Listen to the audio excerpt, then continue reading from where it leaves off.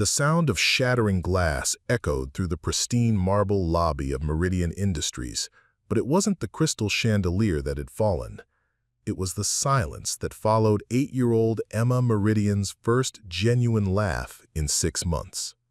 The laugh had erupted from somewhere deep within her small chest as she watched a maintenance worker named Marcus Chen perform an impromptu puppet show with his work gloves, complete with voices and a storyline about 2 fabric friends who were afraid of getting dirty. Preparing and narrating this type of story took us long efforts and hard work, so if you are enjoying the story, please consider subscribing to our channel. "Again! Do it again!" Emma's voice carried across the vast space, her small hands pressed against the floor-to-ceiling windows that overlooked downtown Seattle. For the first time since the accident, her green eyes, so much like her mother's, sparkled with something other than the hollow emptiness that had haunted her father's dreams. Marcus paused, his calloused hands still positioned as makeshift puppets, and glanced toward the executive elevator where he knew Emma's father, CEO Jonathan Meridian, would emerge any moment for his daily 4 p.m. descent to check on the lobby renovations. The man who could authorize million-dollar acquisitions with a signature had been reduced to helpless desperation by his daughter's trauma, and Marcus had witnessed it firsthand during his 3 months working in this building. "One more show, but then I have to finish cleaning these windows before your daddy comes down," Marcus said, settling cross-legged on the marble floor beside Emma. His uniform, navy blue with Chen Maintenance Services embroidered in yellow thread, was a stark contrast to the Italian leather and tailored wool that typically graced these halls. His own 6-year-old daughter, Lily, attended the public elementary school 8 blocks away, and he'd learned every princess story, every silly voice, every ridiculous dance from their nightly routine. Emma clapped her hands as Marcus began the tale of Glovebert and Glavina's adventure to the land of squeaky clean, his deep voice shifting between a nervous tenor and a confident alto. The story was absurd. 2 work gloves discovering that being dirty wasn't scary when you had a friend beside you, but Emma was transfixed. She giggled when Glovebert got stuck to a window with soap suds, and she gasped when Glavina had to choose between staying clean and helping her friend. "She helps him, right? She has to help him," Emma whispered, her small face serious with concern. "What do you think she should do?" Marcus asked, keeping the gloves frozen in their dramatic pose. "Friends help friends, even if it's scary, even if—" Emma's voice trailed off, and for a moment the shadows returned to her eyes. "Even if helping means you might get hurt too." Marcus felt something twist in his chest. He'd heard the whispered conversations among the cleaning staff, how Emma had been in the car during the accident that killed her mother, how she'd stopped speaking for 2 months afterward, and how the most expensive child psychologists in the city had tried and failed to reach her. He had seen Jonathan Meridian's shoulders shake as he stood in his office at night, staring out at the city lights, phone pressed to his ear as he pleaded with another specialist. "That's exactly right," Marcus said softly. "Sometimes the bravest thing you can do is reach out, even when you're scared." The elevator chimed, and Jonathan Meridian stepped into the lobby, his charcoal suit impeccable despite the weight he had lost, despite the way his usually perfect hair showed signs of his nervous habit of running his hands through it. He stopped short when he heard Emma's laughter echoing off the walls, a sound so foreign in recent months that he momentarily wondered if he was hallucinating. "Daddy, come watch! Marcus is telling a story about brave gloves." Emma scrambled to her feet, her black patent leather shoes clicking against the marble as she ran toward her father. For the first time in months, she initiated physical contact, grabbing his hand and pulling him to where Marcus was hastily standing, smoothing down his uniform. Jonathan's gray eyes met Marcus's brown ones, and something passed between them, a moment of understanding, of desperate gratitude, of a parent recognizing another parent's instincts. Jonathan had noticed Marcus before, had seen how the man always smiled at Emma during their brief encounters, how he never treated her with the careful, pitying gentleness that everyone else employed. I don't want to interrupt," Jonathan said, his voice rougher than usual. "Please, Mr. Meridian," Marcus said, and there was no servility in his tone, just genuine warmth. Glovebird and Glavina were just about to face their biggest challenge yet. Emma tugged on her father's sleeve. "Sit down, Daddy, on the floor, like Marcus." Jonathan hesitated. He was Jonathan Meridian, CEO of a Fortune 500 company, a man who controlled boardrooms and commanded respect from investors worldwide. He wore suits that cost more than most people's monthly rent, and he hadn't sat on the floor since before Sarah died, when Emma used to build elaborate blanket forts in their living room. But his daughter was looking at him with hope in her eyes, and Marcus was settling back down onto the cold marble without any apparent concern for his dignity, so Jonathan lowered himself to sit cross-legged beside them, his expensive suit bedanned. "Okay," Marcus said, his hands resuming their puppet positions. Now Glovebert was stuck to the window, and Glavina had to decide whether to risk getting soap suds all over herself to help him.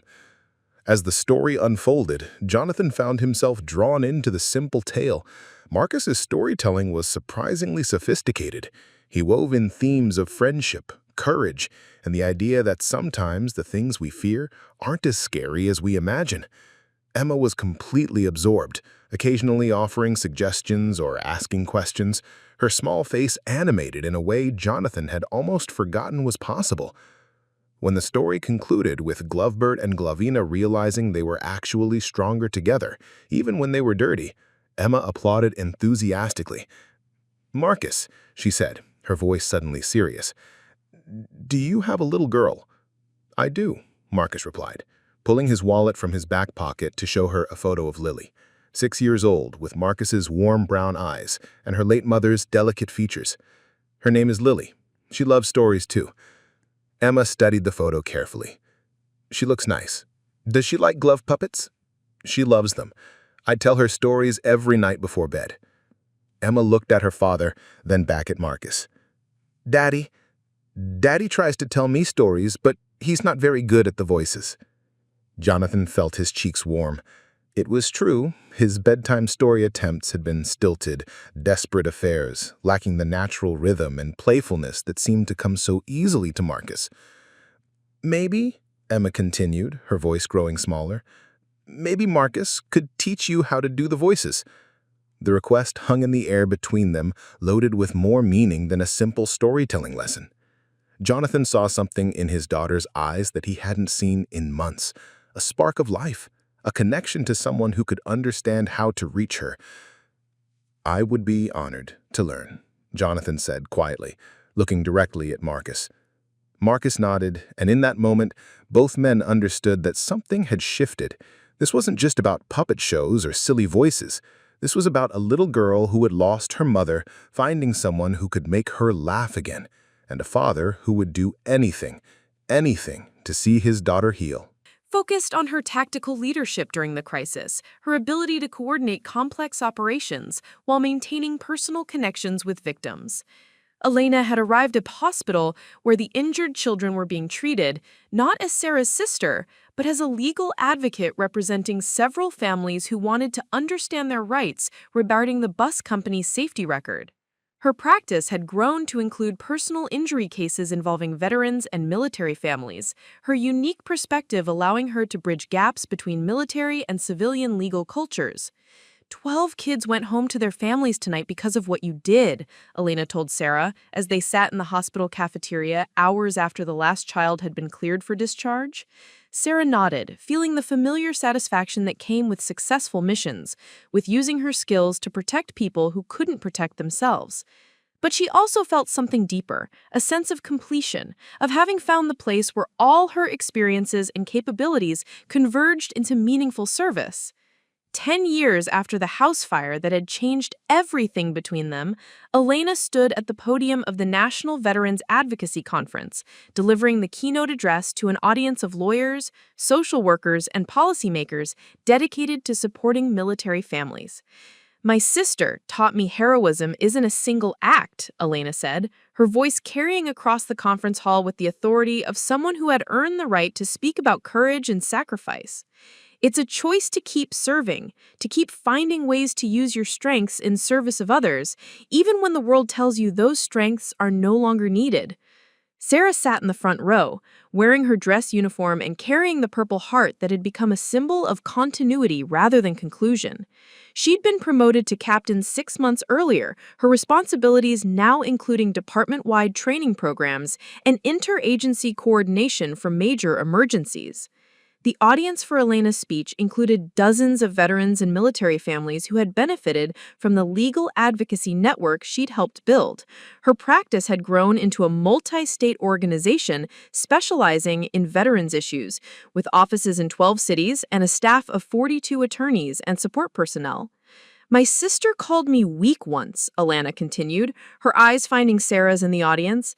"She was wrong, but she was also struggling with her own transition from military to civilian life.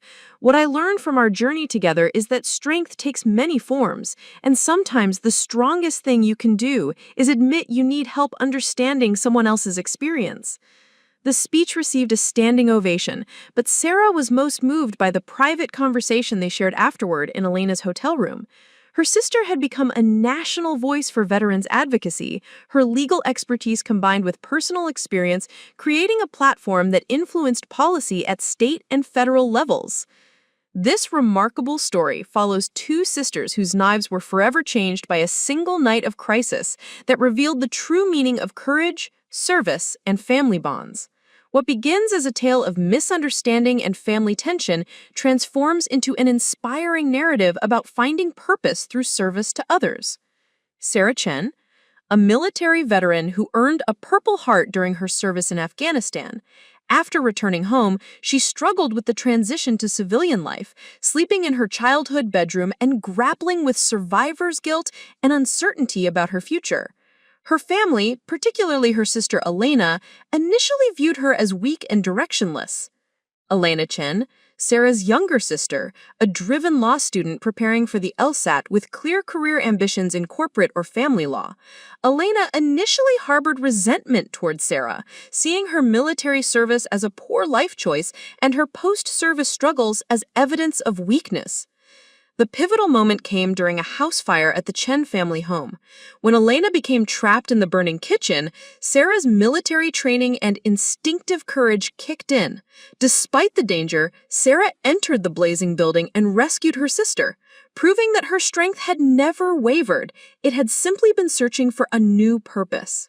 In the kitchen, Marcus prepared 2 lunches, one for himself and one for Lily, using the careful economy of a parent who knew exactly how far a dollar needed to stretch. Peanut butter and jelly for her, always with the crusts cut off, and a small bag of the generic goldfish crackers she loved. For himself, leftovers from their dinner 2 nights ago, wrapped in aluminum foil, and a thermos of coffee made from grounds he bought in bulk. "Morning, sunshine," he whispered, as Lily emerged from her bedroom at exactly 6:15, her internal clock trained by years of routine. She wore her school uniform, navy blue skirt and white polo shirt from the discount store, but clean and pressed because Marcus had learned to iron on YouTube tutorials late at night. "Morning, Daddy," Lily mumbled, still half asleep as she padded to the kitchen table where Marcus had already set out her cereal and a glass of orange juice. "Do you have to work at the tall building again today?"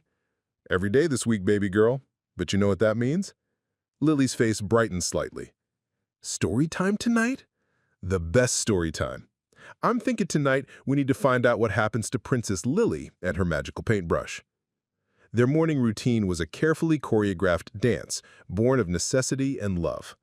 While Lily ate breakfast, Marcus packed her backpack, checked that she had her lunch money, and reviewed her homework from the night before. He braided her long black hair while she brushed her teeth, and they walked the 6 blocks to Roosevelt Elementary together, her small hand in his large, calloused one. Mrs. Patterson says we're having a career day next month. Kids' parents come and talk about their jobs. Marcus felt the familiar pang of inadequacy. His classmates had parents who were doctors, lawyers, engineers, teachers. He cleaned buildings for a living, honest work that he was proud of, but he sometimes wondered if it was enough to inspire his daughter. "What do you want me to tell them about?" he asked. "About how you make buildings beautiful, and about how you help people, like how you helped that sad little girl yesterday." Marcus had told Lily about Emma over dinner the previous night, carefully editing the story to focus on the joy of making a new friend rather than the trauma that had preceded it. Lily had listened with the intense concentration she reserved for important things, then declared that Emma sounded like she needed a friend her own age. "Maybe someday you could meet her," Marcus had said, not really believing it would happen. Now, as he kissed Lily goodbye at the school gate and watched her run toward her classroom, Marcus carried that conversation with him on the bus ride to downtown Seattle. The Meridian Industries building rose 43 stories into the gray morning sky, its glass and steel facade reflecting the city's awakening.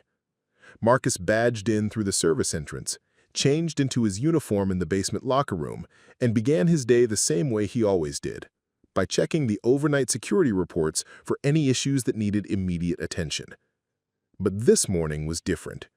As Marcus rode the elevator to the executive floors to begin his window cleaning routine, he found himself thinking about Emma Meridian's laughter, about the way her father's face had transformed when he heard it. He thought about the dinner invitation, about the impossibility of two worlds colliding, and about the responsibility he felt pressing against his chest like a weight. The 39th floor housed Jonathan Meridian's corner office, and Marcus had cleaned its floor-to-ceiling windows hundreds of times. He'd seen him in meetings, on phone calls, standing alone staring out at the city. Today, as Marcus set up his equipment in the early morning quiet, he noticed details he'd never paid attention to before. The framed photo of Emma and a woman who must have been her mother on Jonathan's desk. The children's drawings taped to the window beside his computer monitor. The small stuffed elephant sitting on the credenza that could only be the famous Mr. Buttons Emma had mentioned. Marcus turned to find Jonathan Meridian standing in the doorway of his office, already dressed in an immaculate suit despite the early hour. His hair was perfectly styled, but there were dark circles under his eyes that suggested he'd slept as little as Marcus had. "Same time as always, Mr. Meridian. I like to finish the executive floors before everyone arrives." Jonathan nodded, moving into his office and setting a coffee cup on his desk. "Jonathan, please, after yesterday, I think we're past formalities." Marcus continued setting up his cleaning supplies, unsure how to navigate this new dynamic. "How was Emma this morning?" "She woke up singing." Jonathan's voice carried a mixture of wonder and disbelief. "She hasn't sung since before. She kept asking when Marcus was coming to dinner and whether I thought you'd like the spaghetti Mrs. Rodriguez makes." Mrs. Rodriguez was the Meridian's housekeeper, Marcus assumed, another reminder of how different their worlds were. "I love spaghetti," Marcus said simply. Jonathan sat down at his desk, but didn't turn on his computer or reach for any files. Instead, he watched Marcus work, studying the efficient way the maintenance worker moved, the care he took with every surface. "Can I ask you something?" Jonathan said after a few minutes. Marcus paused in his window cleaning. "Of course. Yesterday, when you were telling Emma that story about the gloves, how did you know exactly what she needed to hear?" Marcus set down the squeegee and turned to face Jonathan fully. "I have a 6-year-old daughter, Lily. She's been through some hard things too. Different things, but hard. When her mother died, she stopped talking for a while. Not as long as Emma, but long enough that I learned you can't force someone to heal. You can only be there when they're ready." Jonathan absorbed this information, and Marcus saw recognition flickering in his gray eyes, the understanding that passed between parents who had walked similar dark paths. "How did Lily's mother die?" Jonathan asked quietly. "Cancer. It was a long fight. 3 years. Lily was so young, but she understood more than we thought she did.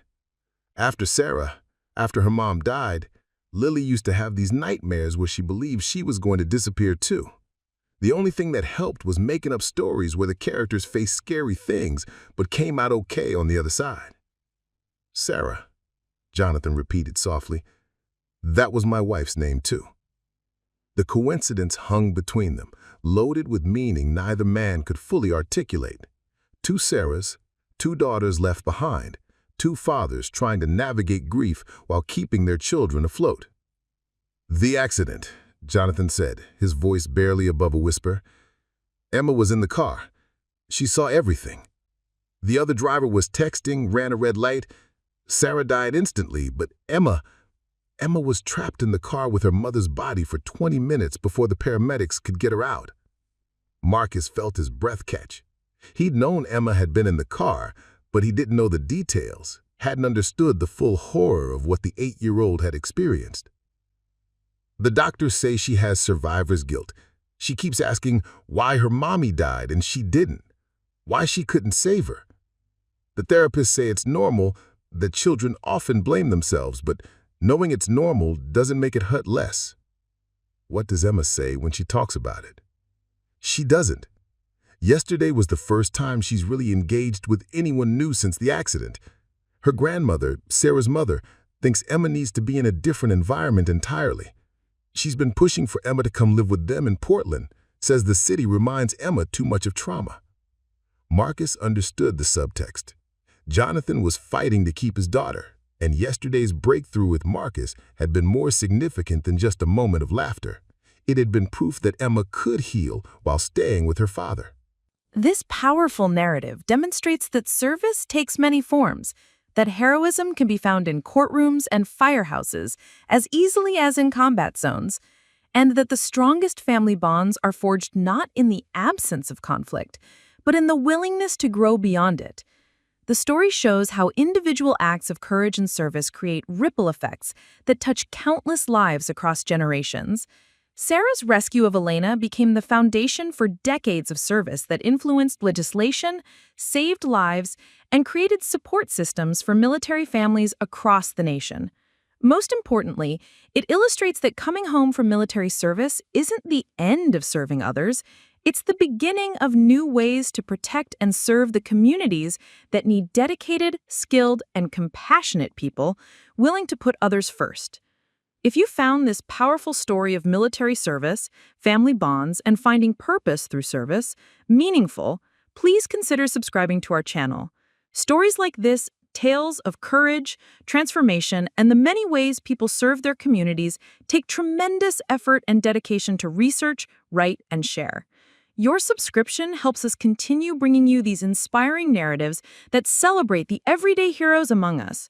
Join our community of listeners who appreciate stories that remind us of the best of human nature and the power of service to transform lives and communities. I'll call the school and let them know you're authorized to pick her up, Marcus said. But I should warn you, Lily's going to have about 1,000 questions for Emma about everything from her favorite color to whether she believes in dragons. Jonathan smiled, and for the first time since Marcus had met him, the expression reached his eyes. Emma loves questions, and she absolutely believes in dragons. As Marcus finished the windows and prepared to move on to the next floor, he found himself thinking about the strange turns life could take. 3 days ago, he'd been just another invisible maintenance worker in a building full of important people. Today, he was planning to have dinner with a CEO and his daughter. 2 little girls were going to meet and potentially become friends, and somehow, in the middle of all of it, healing was beginning to happen. But Marcus also knew that life had a way of complicating simple things. He thought about the custody battle Jonathan had mentioned, about the vast differences in their circumstances, about the potential for this friendship to become something that hurt more than it helped. He thought about his own responsibilities to Lily, about maintaining the careful stability they'd built together, about protecting his daughter from disappointment if this new relationship proved too fragile to last. Still, when he looked back at Jonathan's office and saw the man on the phone, presumably making arrangements to pick up Lily from school, Marcus felt something he hadn't experienced in a long time. Hope that maybe, just maybe, sometimes the right people found each other exactly when they needed to most. The call came at 2:47 p.m. while Marcus was servicing the air conditioning units on the Meridian Industries roof. His phone buzzed against his hip, and when he saw Roosevelt Elementary's number on the display, his stomach dropped. Schools only called during work hours when something was wrong. Mr. Chen, this is Principal Martinez. I need you to come to the school immediately. There's been an incident with Lily. Marcus's tools scattered as he ran for the roof access door, his mind racing through possibilities. Injury, illness, behavioral problems? None of them made sense.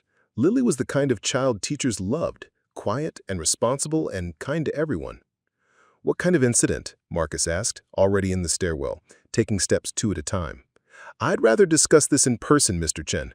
Can you be here in the next 30 minutes? The next 30 minutes felt like hours. Marcus explained the emergency to his supervisor, caught the first bus heading toward the school district, and spent the entire ride staring out the window while worst-case scenarios played through his mind. By the time he walked through the familiar doors of Roosevelt Elementary, his work shirt was damp with sweat despite the cool October air. Principal Martinez met him in the main office, her usual warm smile replaced with an expression of professional concern. She was a woman in her 50s who had dedicated her career to working with children from low-income families, and Marcus had always respected her direct but caring approach to education. Mr. Chen, thank you for coming so quickly. Lily is fine physically, but we had an unusual situation today that I wanted to discuss with you immediately. She led him to her private office where Marcus was surprised to see 2 other adults waiting. A man in an expensive suit who looked vaguely familiar, and a woman with silver hair and Emma Meridian's green eyes. Mr. Chen, these are Emma Meridian's paternal grandparents, Robert and Patricia Meridian. Marcus felt a chill of understanding. Emma's grandparents, the ones Jonathan had mentioned who were fighting for custody, who believed Emma would be better off in Portland. But why were they here, at Lily's school? Please sit down, Patricia Meridian said, her voice carrying the kind of authority that came from years of commanding boardrooms. We need to discuss your daughter's interaction with our granddaughter. I don't understand, Marcus said, remaining standing. Emma and Lily haven't met yet. Robert Meridian opened a leather portfolio and pulled out several photographs. These were taken this afternoon at approximately 1:15 p.m. The photos showed Jonathan's car parked outside Roosevelt Elementary, Emma visible through the passenger window, and Lily walking toward the vehicle with her backpack. The images were clearly taken from a distance with a telephoto lens. You had my son pick up your daughter from school, Patricia continued, her tone suggesting this was evidence of something sinister. A man she's never met before, taking a child who isn't his own family member. Marcus felt anger rising in his chest. Jonathan Meridian had my permission to pick up Lily. We arranged it because Emma wanted to meet her, and I thought the girls might enjoy having dinner together. You thought, Robert repeated, his voice dripping with condescension, that it would be appropriate for a maintenance worker to send his child into the home of a Fortune 500 CEO? For what purpose, Mr. Chen? The implication hung in the air like a toxic cloud. Marcus understood now. The Meridians weren't just fighting Jonathan for custody of Emma. They were building a case that he was an unfit father who made poor decisions, and Marcus's friendship with Emma was being twisted into evidence of predatory behavior. The purpose, Marcus said carefully, was for 2 little girls who have both lost their mothers to have dinner together and maybe become friends. Patricia leaned forward in her chair. Mr. Chen, we've done our research on you. Single father, working multiple jobs, living in a 1-bedroom apartment in a questionable neighborhood. Your daughter qualifies for free lunch at school, your credit score suggests financial instability, and you have no family support system in Seattle. Each fact was accurate and delivered like a weapon.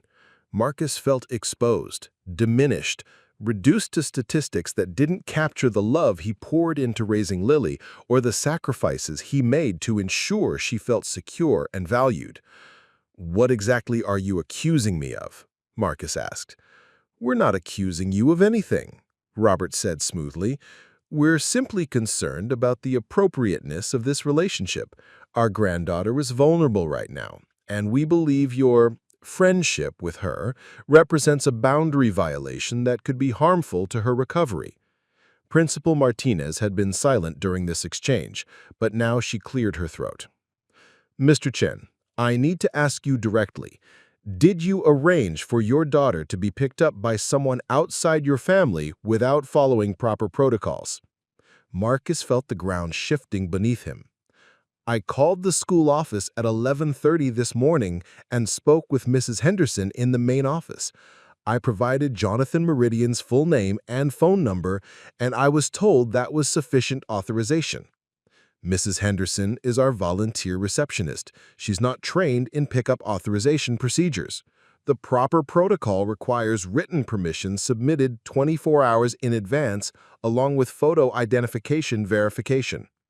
The bureaucratic violation was minor, but Marcus could see how it would be painted as evidence of poor judgment, of a father who didn't follow rules, who put his child at risk. However, Principal Martinez continued, I should note that when Mr. Meridian arrived to pick up Lily, he voluntarily provided identification, waited patiently while we verified his authorization, and Lily confirmed that she knew he was coming and was excited to see him. Patricia Meridian's jaw tightened. That's hardly the point. The point is that this man is using his daughter to gain access to our granddaughter, likely for financial benefit. The accusation hit Marcus like a physical blow. Financial benefit? I clean Mr. Meridian's office windows. I make $12 an hour. What possible financial benefit do you think I'm pursuing? Custody battles are expensive, Robert said coldly. Child support payments are substantial. A working-class man might see an opportunity to improve his circumstances by ingratiating himself with a grieving widower. The words were so far from the truth, so twisted and ugly that Marcus couldn't immediately respond. He thought about Emma's laughter in the lobby, about her desperate need for connection, about Jonathan's gratitude when his daughter had finally engaged with someone new. He thought about Lily's excitement when he'd told her about Emma, about her immediate desire to help another child who was hurting. You're wrong, Marcus said quietly. You're wrong about me, and you're wrong about what Emma needs. What Emma needs, Patricia said, rising from her chair, is stability and protection from people who would exploit her vulnerability. What she needs is to be removed from Seattle entirely, away from reminders of her trauma and away from individuals who see her as an opportunity. Principal Martinez looked uncomfortable. Mr. and Mrs. Meridian, I appreciate your concerns, but I need to point out that Lily Chen is one of our most responsible and well-adjusted students.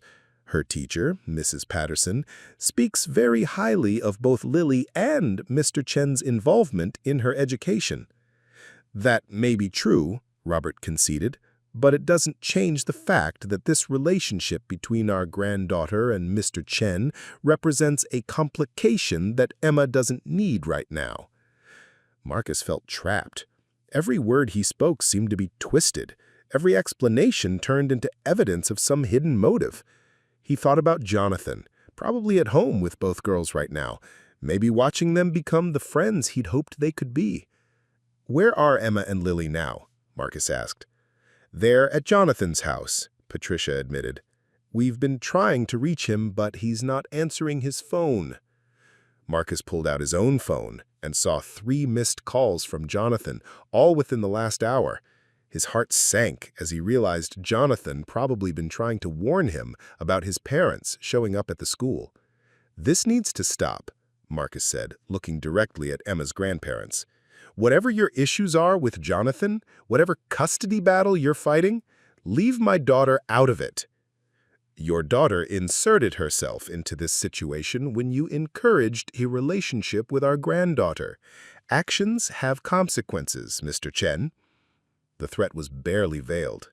Marcus understood that the Meridians had resources, money, lawyers, connections, that could make his life very difficult if they chose to.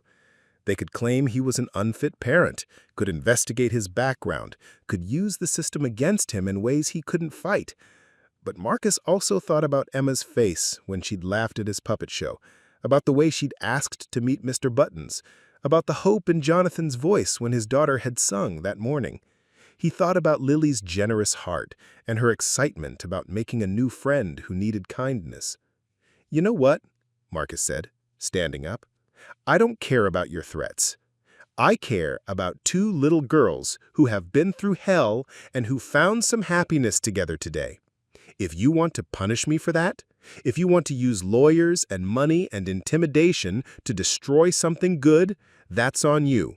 But I won't apologize for helping a child laugh again." He turned to leave, but Patricia's voice stopped him. "Mr. Chen, you should know that we're filing a formal complaint with Child Protective Services regarding your decision to allow your daughter to be picked up by a stranger. We're also requesting that the school implement additional security measures to prevent similar incidents." The words hit Marcus like ice water.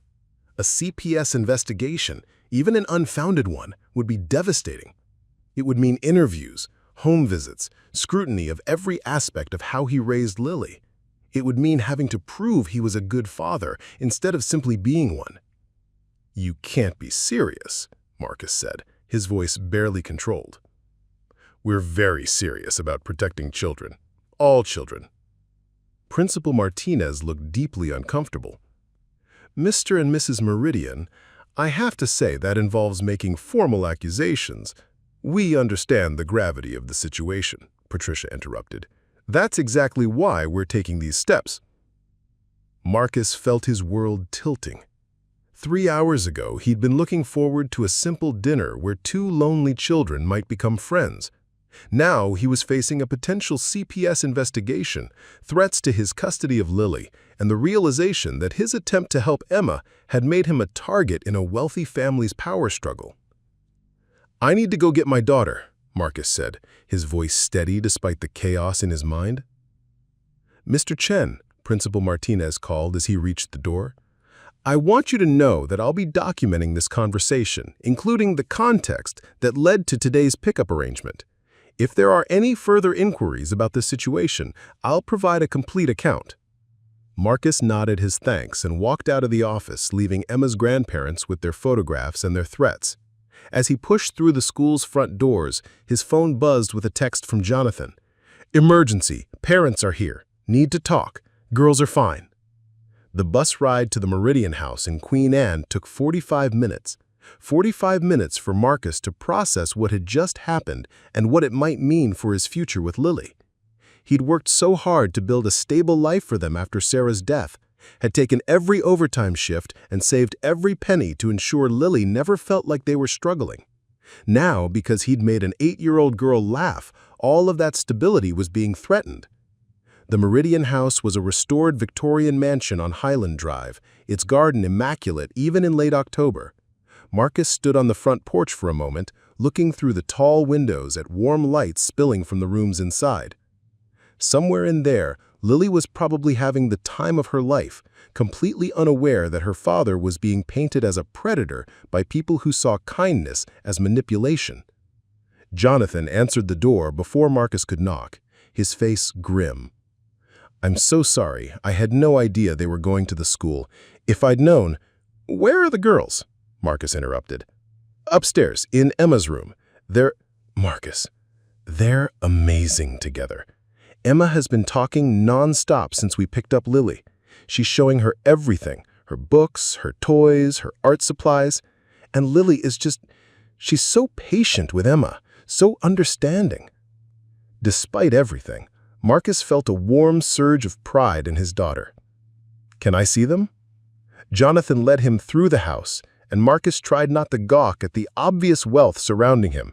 Original artwork on the walls, furniture that looked like it belonged in museums, a kitchen larger than his entire apartment. But what struck him most was how much it felt like a home. Emma's drawings were stuck to the refrigerator with magnets. There were books scattered on tables, and he could smell something delicious cooking in the oven.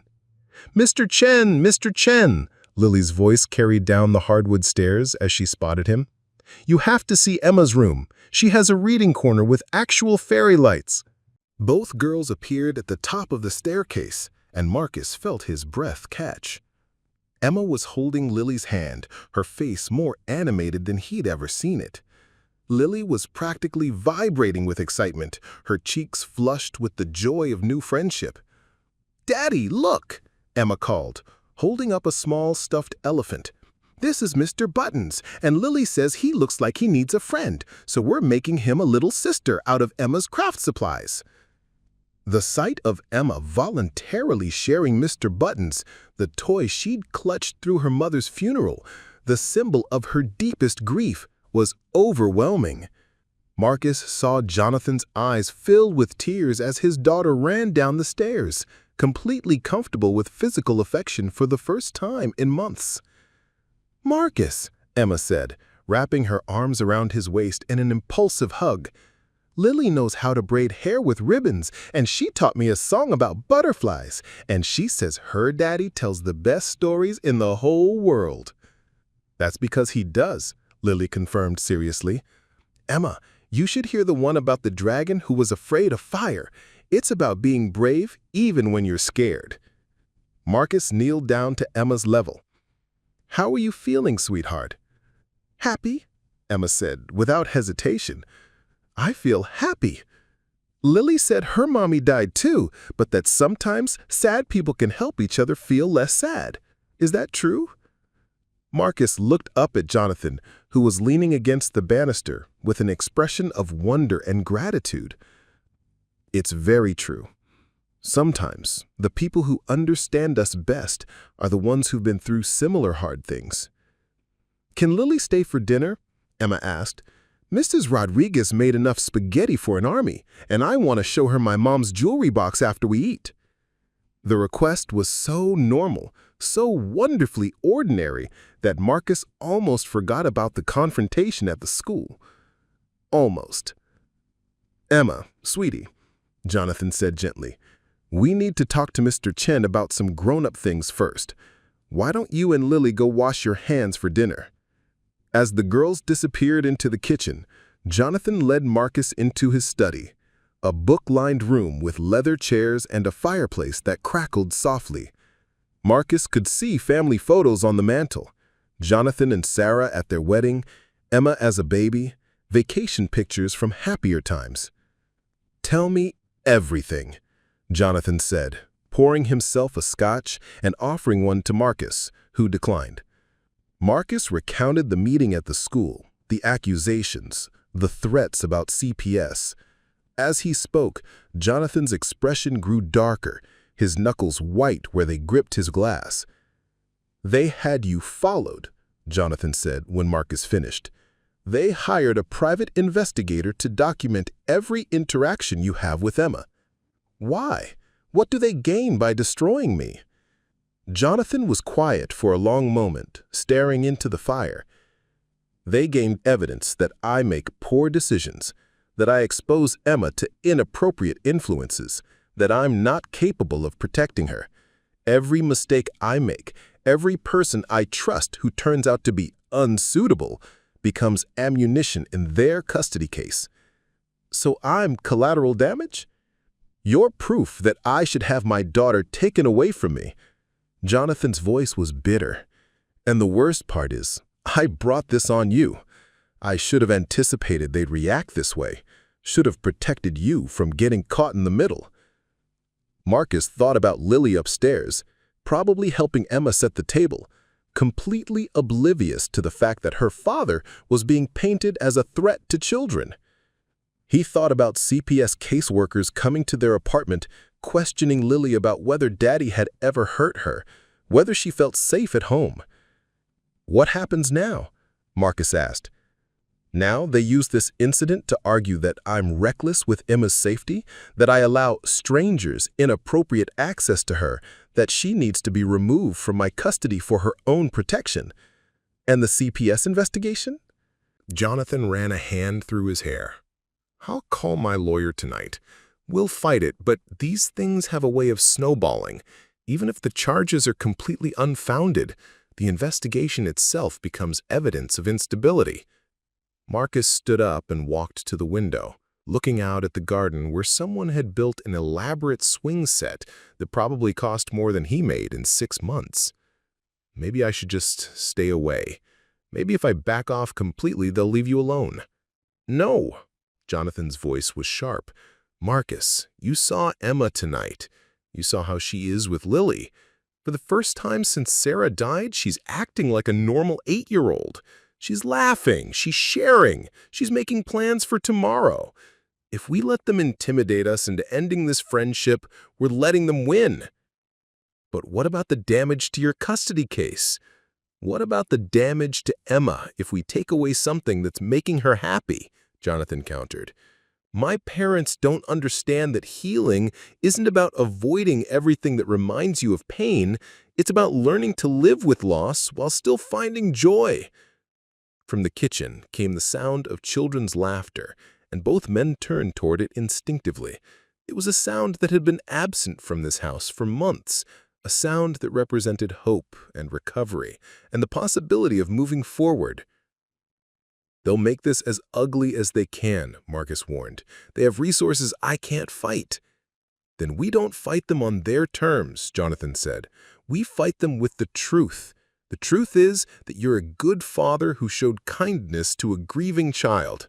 The truth is that Emma is healing because she found someone who understands what it means to lose a parent. The truth is that your daughter has given mine something no therapist or medication could provide. Proof that life can still be good after tragedy. Marcus wanted to believe it would be that simple, but he'd grown up working class in a world where truth often mattered less than power and money. Still, when he looked at Jonathan's determined expression, when he heard Emma's voice calling for them to come see how she and Lily had folded the napkins into flowers, he felt something he hadn't expected. Hope that maybe, just maybe, doing the right thing would be enough. What do we do? Marcus asked. We have dinner with our daughters, Jonathan said firmly. We let them be friends. We document every moment of Emma's progress, every sign that this relationship is helping her heal, and we fight like hell to protect what they've found together. As they walked toward the kitchen, Marcus made a decision. He'd been poor before, had faced bureaucratic investigations, had weathered storms that would have broken other people. He'd survived Sarah's death and single parenthood and the daily struggle of raising a child on his own. He could survive this too, especially if it meant protecting the friendship that had brought light back into two little girls' lives. But as they entered the kitchen to find Emma and Lily setting the table together, chattering about their plans to build a blanket fort after dinner, Marcus couldn't shake the feeling that this was only the beginning.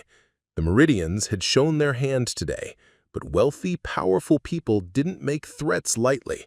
They had plans, resources, and the kind of connections that could make problems disappear, or make good people disappear along with them.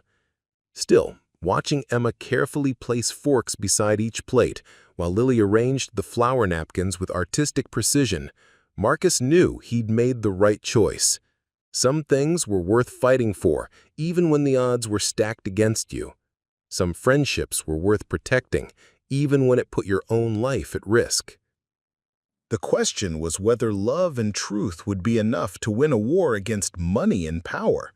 Whether two working-class fathers could protect their daughters from people who saw children as possessions to be controlled, rather than individuals to be cherished. As Mrs. Rodriguez served steaming plates of spaghetti and the girls launched into an elaborate discussion about whether mermaids could be friends with unicorns, Marcus tried to hold on to this moment. The warmth of the kitchen, the sound of childish laughter, the feeling that maybe, despite everything, they were building something beautiful and strong enough to weather whatever storm was coming. The first sign that everything was about to change came at 6:23 a.m. on a Thursday morning when Marcus arrived at Meridian Industries to find security guards waiting by the service entrance. Their familiar faces were apologetic but firm as they informed him that his building access had been temporarily suspended pending a human resources investigation. Investigation into what? Marcus asked, though he already suspected the answer. I'm sorry, Mr. Chen, said Tony Martinelli, the head of security who had worked with Marcus for 3 years. I don't have details. You're supposed to report to HR at 8 a.m. sharp. Marcus stood on the sidewalk in his maintenance uniform, watching other workers badge into the building he'd cleaned and cared for since Lily was 3 years old. His phone buzzed with a text from Jonathan. "Emergency. Can't talk. Lawyer says stay away from Emma until this is resolved." The Human Resources office was on the 15th floor, in a sterile suite that Marcus had cleaned hundreds of times, but never entered. The HR director, Patricia Walsh, was a severe woman in her 40s who had never acknowledged Marcus's existence, despite their years of proximity. "Mr. Chen, please sit down.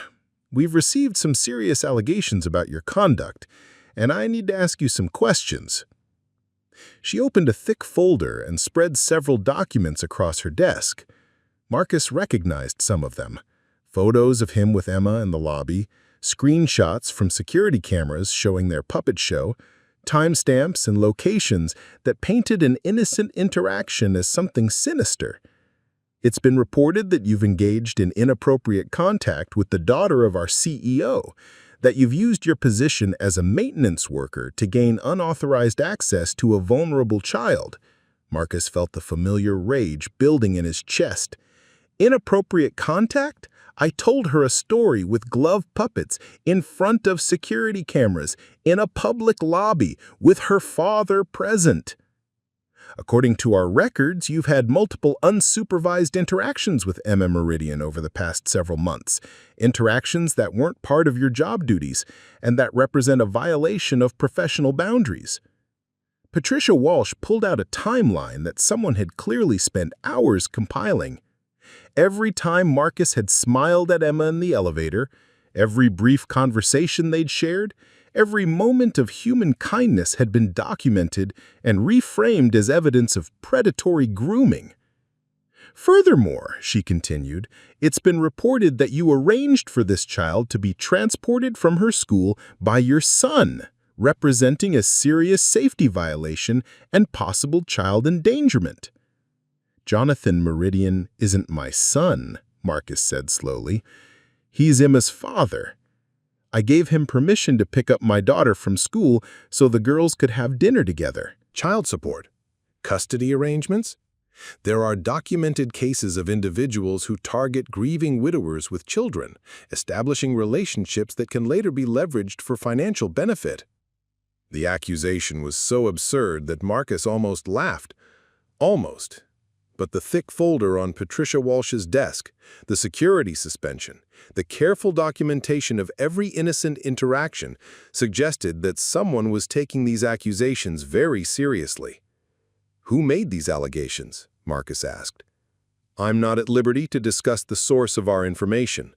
What I can tell you is that we take any concerns about child safety extremely seriously. And until this investigation is complete, you're suspended without pay from all duties at Meridian Industries." Suspended without pay. Marcus calculated quickly. He had maybe 2 weeks of savings, enough to cover rent and groceries, but not much else. Lily's school supplies, her winter coat she'd outgrown, the field trip permission slip he'd signed the night before, all of it suddenly felt precarious. "How long will this investigation take?" he asked. "That depends on what we discover. We'll be interviewing other employees, reviewing security footage, and coordinating with external agencies as needed." External agencies. CPS, probably. Maybe the police if the Meridians decided to push criminal charges for child endangerment. Marcus left the building feeling like he'd been punched in the gut. 3 years of honest work, of arriving early and staying late, of taking pride in keeping every surface spotless, all of it erased by wealthy people who saw his friendship with their granddaughter as a threat to their plans. He called his supervisor at Chen Maintenance Services from the bus stop, explaining the situation and asking if there were any other contracts he could work while the Meridian investigation was ongoing. "Marcus, I'm sorry, but I can't put you on other sites while you're under investigation for child safety violations. It's a liability issue.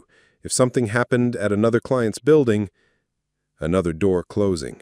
Marcus understood the business reality, but it didn't make the rejection hurt less. His phone rang as the bus pulled up. Lily's school. "Mr. Chen, this is Principal Martinez. I wanted to let you know that we've received a formal request from Child Protective Services to interview Lily today. A caseworker will be here at 2 p.m. Marcus felt the world tilt around him. Can I be present for the interview? I'm sorry, but CPS protocols require that they speak with children privately first. You can meet with the caseworker afterward to discuss their findings. The next 6 hours were the longest of Marcus's life. He sat in his apartment, staring at the photo Lily had drawn of him cleaning windows, wondering if this would be the last day they lived together here. He thought about calling a lawyer, but lawyers cost money he didn't have. He thought about calling Jonathan, but the text message was clear: stay away until this is resolved. At 3:30 p.m., his phone rang. Mr. Chen, this is Jennifer Martinez from Child Protective Services. I've just finished interviewing Lily at her school, and I was wondering if you could meet me there to discuss my findings. Marcus was back at Roosevelt Elementary within 20 minutes, his heart hammering as he walked through the familiar hallways. Principal Martinez led him to her office, where a tired-looking woman in her 30s was reviewing notes in a manila folder. Mr. Chen, I'm Jennifer Martinez. No relation to Principal Martinez here. I'm a CPS caseworker, and I've been assigned to investigate the allegations regarding your parenting. Marcus sat down across from her, trying to read her expression. How is Lily? Lily is, well, she's remarkable, actually. In 12 years of doing this job, I've rarely interviewed a child who was so articulate about her family situation, so clearly loved and well cared for. Relief flooded through Marcus's chest. So the investigation is closed? Not exactly. The allegations are serious enough that I need to conduct a full assessment. But I want you to know that based on my interview with Lily, I have no concerns about her safety or well-being in your care. Jennifer Martinez opened her folder and pulled out several pages of handwritten notes. Lily spoke very highly of you, Mr. Chen. She described your daily routines, your bedtime stories, the way you help with her homework.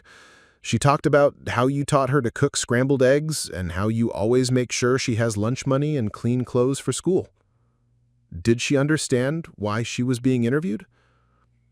I explained that sometimes adults have questions about whether children are safe and happy at home. Lily said, and I quote, "My daddy is the best daddy in the world, and anyone who says different doesn't know anything about daddies." Despite everything, Marcus smiled. That was his Lily, fierce and loyal and completely unafraid to speak her mind. However, Jennifer continued, I do need to address the specific allegations that led to this investigation. Can you tell me about your relationship with Emma Meridian? Marcus told the story again. The puppet show, Emma's laughter, the dinner invitation, the friendship between the girls. As he spoke, Jennifer took notes, occasionally asking clarifying questions, but never with the hostile tone Patricia Walsh had used that morning. And you arranged for Mr. Meridian to pick up Lily from school? With the school's knowledge and Lily's enthusiastic consent, yes. Lily mentioned that. She said Emma's daddy was very nice and asked her lots of questions about school and whether she was excited to see Emma. She said she felt completely safe with him. Jennifer closed her folder and looked directly at Marcus. Mr. Chen, in my professional opinion, these allegations appear to be completely unfounded. You're clearly a devoted father, Lily is thriving in your care, and your interaction with Emma Meridian sounds like simple human kindness that happened to occur during a vulnerable time. So what happens now? I'll be filing a report stating that I found no evidence of child endangerment, neglect, or abuse. The case will remain open for 30 days as required by protocol, but unless additional evidence emerges, it will be closed without further action. Marcus felt tears threatening. And Lily? Can I pick her up from school today? Of course. She's waiting in the main office, probably wondering why her daddy looks so worried. As Jennifer Martinez packed up her files, she paused and looked at Marcus with something like sympathy. Off the record, Mr. Chen, I've seen real cases of child endangerment, and this isn't one of them. Someone with a lot of resources is using the system to intimidate you. and that's not okay. But the truth has a way of coming out, especially when it comes to children. Marcus found Lily in the main office, swinging her legs from a chair that was too tall for her, chatting with the secretary about a book she was reading. When she saw him, her face lit up with relief. "Daddy, Mrs. Martinez was very nice, but she asked me lots of questions about you. I told her you make the best pancakes and that you never yell at me even when I forget to put my dishes in the dishwasher." Marcus knelt down and pulled Lily into a hug, breathing in the familiar scent of her strawberry shampoo. "Did the questions worry you?" "A little bit, but then I remembered that you always tell me to tell the truth. So I just told her about how we live and how much I love you and how you take care of me. Was that right?" "That was perfect, baby girl. That was exactly right." As they walked home from school, Lily chattered about her day, completely oblivious to how close she'd come to being removed from the only parent she had left. Marcus listened to her stories about math class and recess, but part of his mind was processing what Jennifer Martinez had said. Someone with resources was using the system to intimidate him. His phone buzzed with a text from an unknown number. "Mr. Chen, this is David Kim, Jonathan Meridian's attorney. Can you meet me tonight at 7 p.m.? I think there are some things you should know about this case."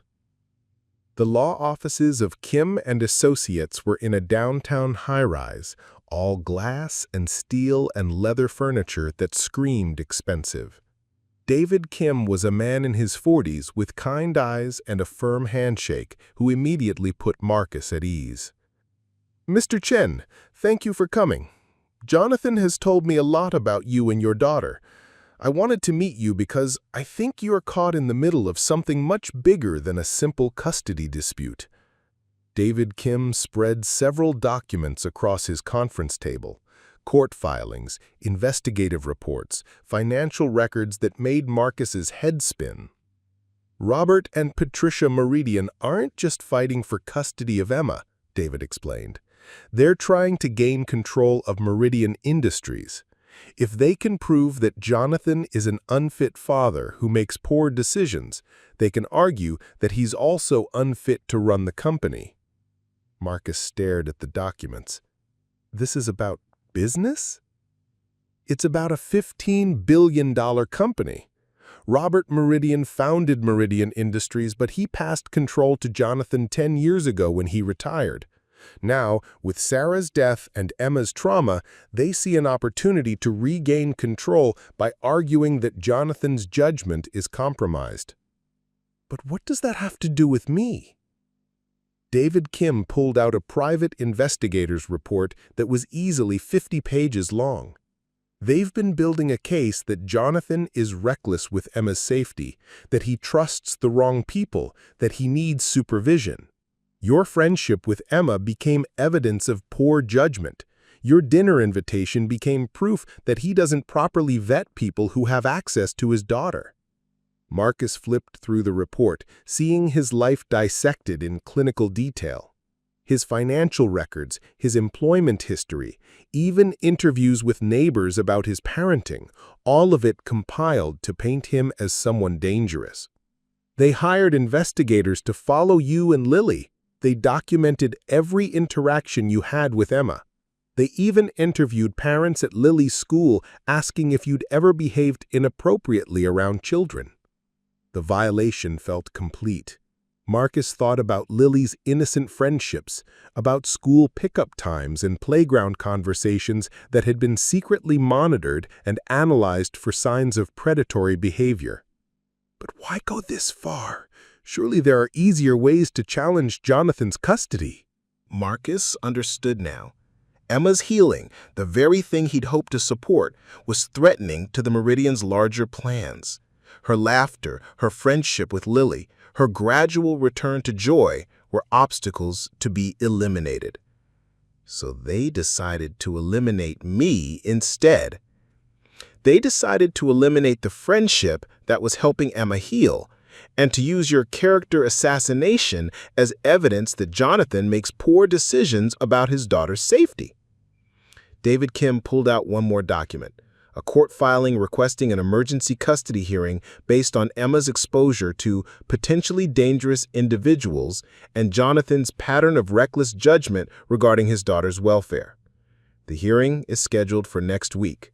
If they win, Emma goes to Portland immediately, and Jonathan loses both his daughter and his company. Marcus stared at the legal documents, trying to process the scope of what he'd been pulled into. What can I do? I don't have money for lawyers or private investigators. I can't fight people like this. You can tell the truth, David said. You can testify about what you witnessed. Emma's trauma before your friendship, her progress afterward, the genuine connection she formed with Lily. You can show the court that you're exactly what you appear to be, a good father who showed kindness to a hurting child. And you think that will be enough? David Kim was quiet for a moment. Honestly, I don't know. They have resources, connections, and a very compelling narrative about protecting a vulnerable child from an unstable situation. But they also have one major weakness, which is Emma herself. She's 8 years old, but she's articulate and clear about what makes her happy. If we can get the judge to listen to her, if she can explain how much better she feels since meeting you and Lily, it might be enough to counter their claims. Marcus thought about Emma's shy smile, her careful trust, her desperate need for normalcy. The idea of her being questioned by lawyers and judges, of her recovery being scrutinized in a courtroom, made him feel sick. What happens if they win? Emma goes to Portland. Jonathan loses both his daughter and his company, and you'll probably never see either of them again. As Marcus rode the bus home that night, he thought about the impossible position he'd been placed in. 3 weeks ago, his biggest worry was making rent on time. Now he was a central figure in a custody battle that could destroy the lives of people he'd come to care about deeply. But he also thought about Lily's unwavering faith in him, about Emma's laughter echoing through the Meridian Industries lobby, about Jonathan's gratitude when his daughter had finally connected with someone new. He thought about the truth Jennifer Martinez had discovered when she interviewed Lily, that love and stability weren't defined by money or status, but by daily acts of care and devotion. When he got home, Lily was at their kitchen table working on homework, her tongue poking out in concentration as she struggled with long division. "Daddy, can I ask you something?" "Of course, sweetheart." "At school today, some kids were saying mean things about you, about how the police might take me away. I told them they were being stupid, but—" Her voice trailed off, and Marcus saw fear creeping into her eyes. Marcus sat down beside her and took her small hands in his large ones. "Lily, sometimes when adults disagree about things, they say mean things about each other. Some people are saying mean things about me right now because they don't want Emma and you to be friends." But why? We're not hurting anyone. We just like playing together. I know, baby girl. Sometimes people make decisions based on fear instead of love. They think they're protecting someone, but they're actually hurting them instead. Lily considered this seriously. "Are we going to be okay, Daddy?" Marcus looked into his daughter's trusting brown eyes and made a promise he hoped he could keep. "We're going to be okay. We're going to tell the truth, and we're going to fight for what's right, and we're going to be okay." But as he helped Lily finish her homework and listened to her read aloud from her chapter book, Marcus couldn't shake the feeling that the hardest part was still ahead of them. Tomorrow, Jonathan would have to face his parents in court. Tomorrow, Emma would have to speak about her feelings to strangers in robes. Tomorrow, the truth would be tested against money and power and the kind of influence that could rewrite reality to suit its needs. Still, Marcus held on to Jennifer Martinez's words. The truth has a way of coming out, especially when it comes to children. He held on to Lily's fierce loyalty and Emma's brave laughter and Jonathan's determination to protect his daughter's healing. He held on to the hope that sometimes, just sometimes, love really was stronger than fear. The King County Family Court was an imposing brick building that seemed designed to intimidate rather than comfort, its sterile hallways echoing with the sound of expensive shoes and urgent whispers.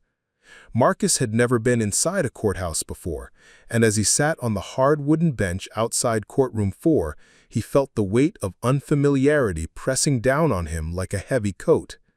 Lily sat beside him, her small legs swinging nervously, dressed in her best outfit, a navy blue dress that had belonged to her mother, carefully preserved and let out as she grew.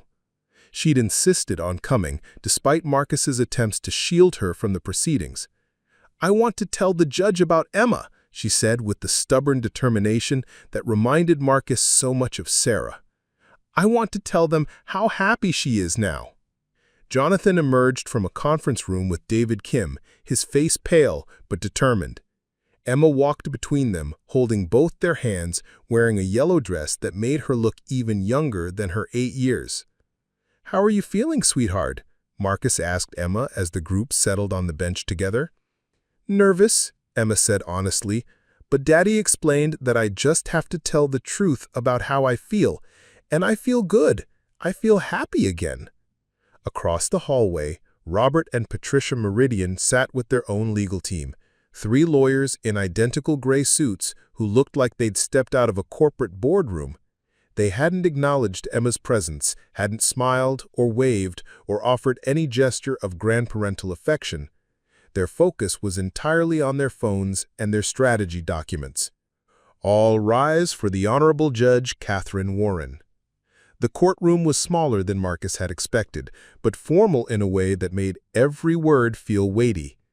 Judge Warren was a woman in her 50s with silver hair and intelligent eyes that seemed to take in everything at once.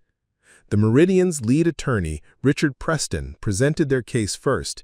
He was polished and persuasive, painting a picture of Jonathan as a grieving widower whose judgment had been compromised by loss and loneliness. "Your Honor, the evidence shows a pattern of increasingly reckless behavior. Mr. Meridian has exposed his vulnerable daughter to unvetted strangers, has failed to maintain appropriate boundaries with service personnel, and has demonstrated a concerning inability to prioritize his child's safety over his own emotional needs." Preston displayed enlarged photos of Marcus and Emma in the lobby, the images somehow made to look sinister despite their obvious innocence. He presented the timeline of their interactions, the school pickup incident, the dinner at the Meridian house, each event reframed as evidence of poor judgment. "Most concerning of all, Your Honor, is the emotional dependence Mr. Meridian has developed on a maintenance worker who has no training in child psychology, no background in trauma recovery, and no legitimate reason for ongoing contact with an 8-year-old girl." Marcus felt each word like a physical blow. Preston made their friendship sound predatory, made Marcus's care for Emma seem manipulative and self-serving. Emma Meridian needs stability, professional support, and distance from the traumatic environment that reminds her daily of her mother's death. Mr. and Mrs. Meridian can provide all of this in Portland, along with the resources of excellent schools, child psychologists, and a loving extended family. When it was David Kim's turn to present Jonathan's case, he took a different approach entirely. "Your Honor, this case isn't really about custody. It's about control. Control of a $15 billion company, control of a narrative that serves the petitioner's business interests, and control of a little girl's recovery process."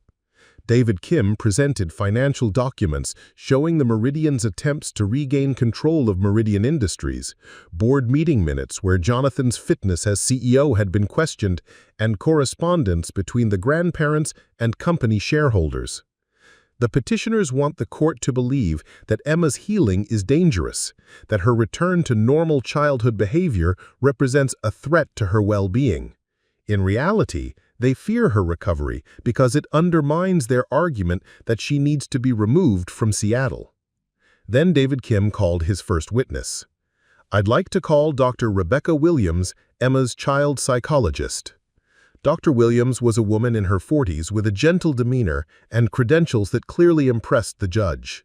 She'd been working with Emma since 2 weeks after the accident, tracking her progress through months of therapy.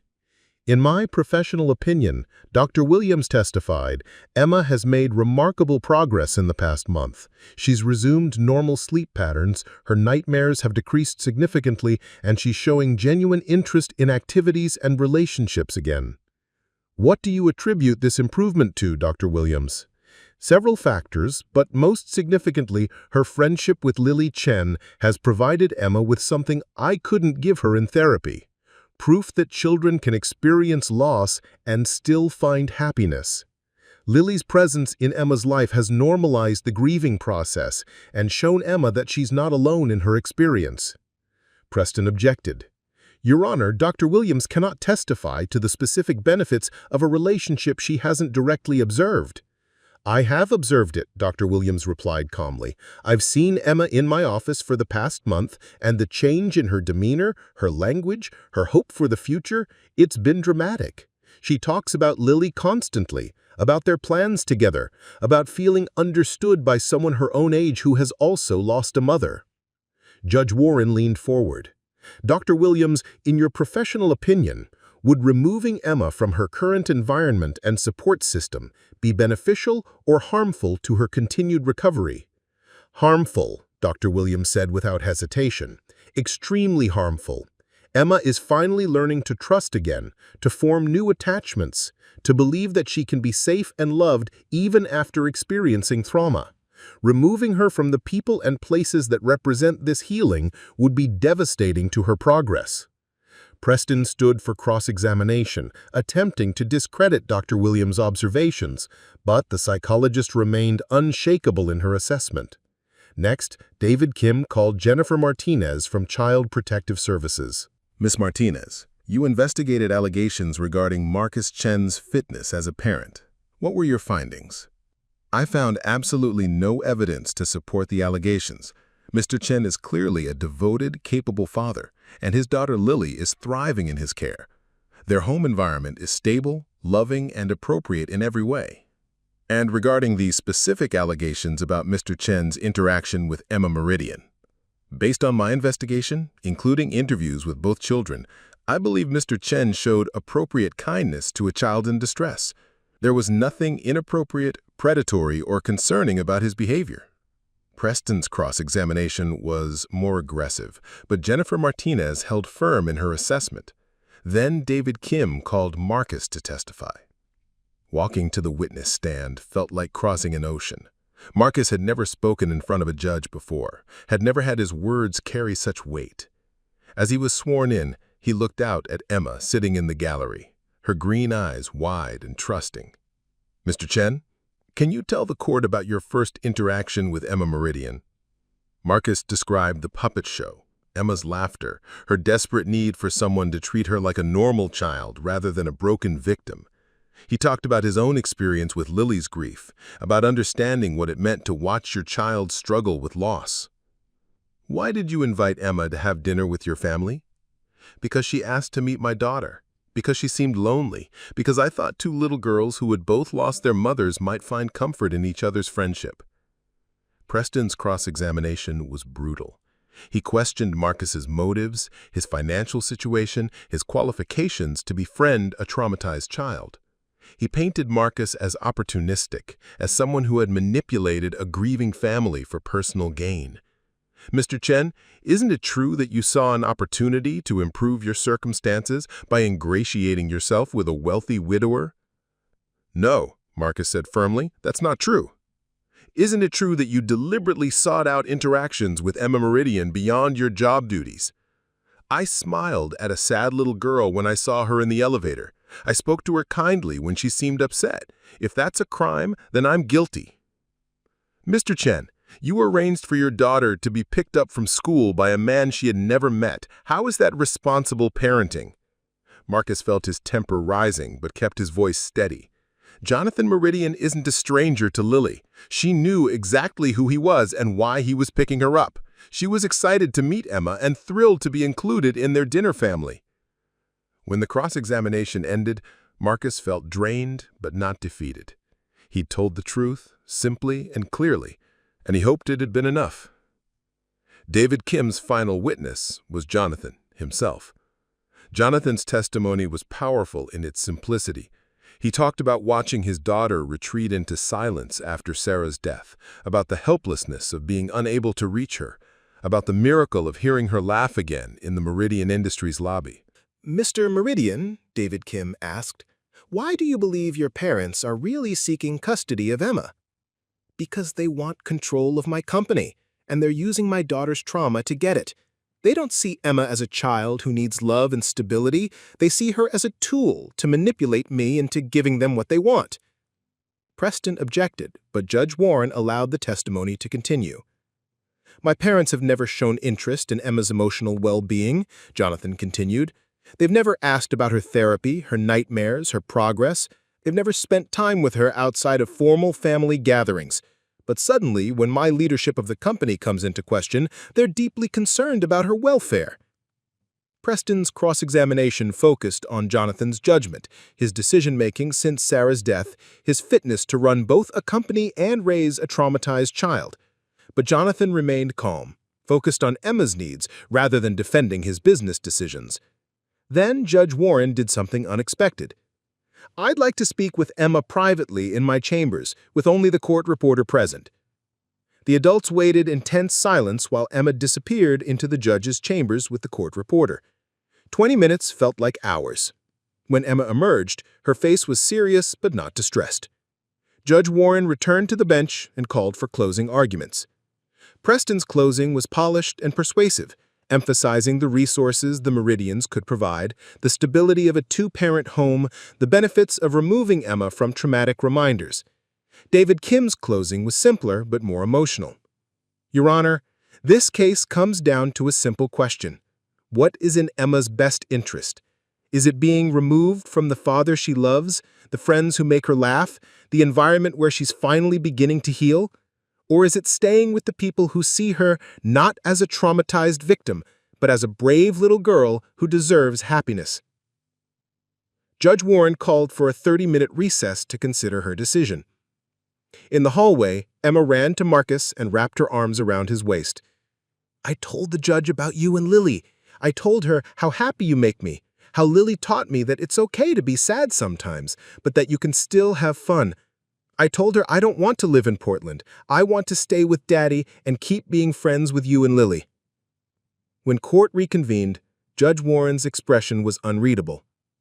This case has required me to consider competing claims about what constitutes the best interest of an 8-year-old child who has experienced significant trauma.